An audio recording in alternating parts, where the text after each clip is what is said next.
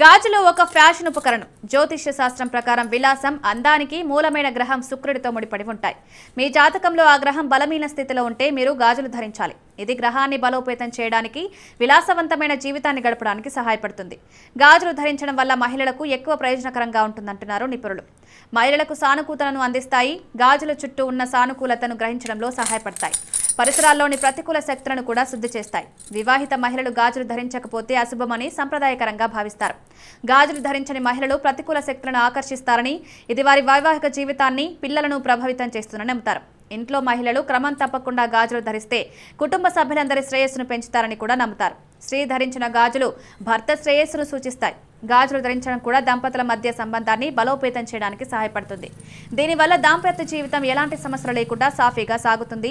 ఆరోగ్యపరంగా గాజులు ధరించడం ప్రయోజనకరంగా ఉంటుంది.